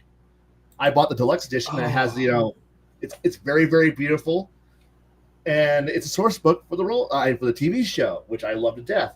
The role-playing game is actually kind of cool, but it is another one of those, boy, I hope everyone who's playing this knows Cowboy Bebop backwards and forwards, because and you better be in the mindset to play Cowboy Bebop, to play that.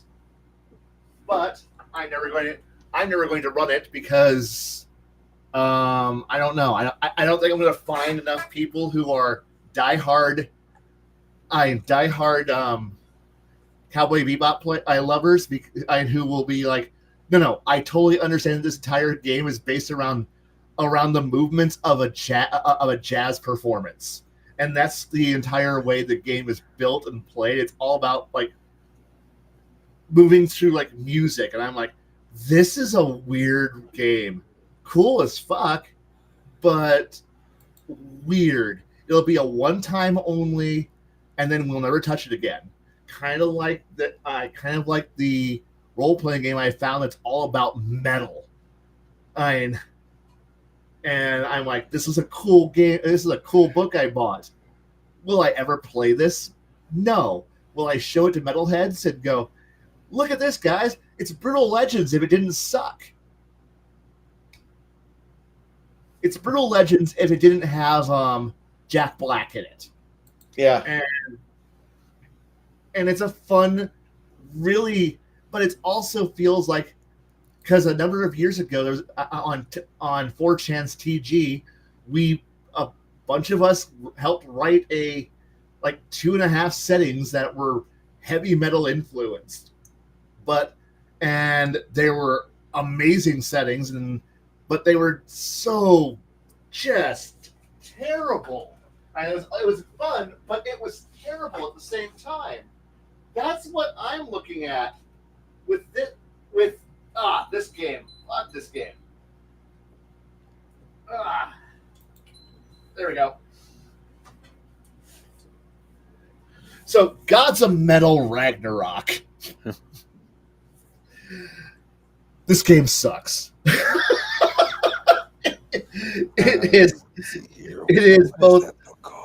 It is both amazing and crap at the same time. But hey, if you want to have your, it's totally not Jack Black character. He's in this setting, and God, it could be amazing, but no, it's not. And I bought it because I thought it would be cool. I shouldn't have. Yeah, the craziest book I have is Castle Frankenstein, or Frankenstein, whatever it is. Castle Falkenstein's an amazing book. It is a solid book. Purchased at your recommendation, I might add. Yes, I'm glad. The best part of Castle Falkenstein, though, is legitimately the first 100 pages. Good night, Nerdy Ogre. Have a good day. Good night, Nerdy. Good night. Oh, get this! I found this online for $25 PDF, 50 brand new, like a print copy from drive-through, for $25 and like five. Actually, like it was five. I forgot what it was, but it was like 20. Yeah, it was like just a few bucks more at any rate to get a copy from England, and it actually took less time than it would have from drive-through RPG. Probably, yeah. I mean, I'm happy I have my copy of Castle Falkenstein. It's another great RPG that you will never play. I mean, I hate saying that, but these are RPGs that are better source books than they'll ever be role-playing games. And I mean, at least you bought it. Are you gonna play it? No. But you bought it. And they got the money. And hey, they wrote me shit I'm going to enjoy for years. Yeah. Anyway, I'm tired and I would like to go sleep soon. We're going to get out. Thank you so much, one and all, for being here. My name is Bruce. Thank you to Crafting Gamer and to Kai for being here tonight. David, Guile, Nerdy Ogre, everybody else that was watching us. We'll be back in 2 weeks for another episode of Kai's Musings. Probably going to be doing stuff on like special maneuvers like what we did tonight, but in a ways that you would be able to add them to your games. Until then, thank you so much. Keep your dice hot.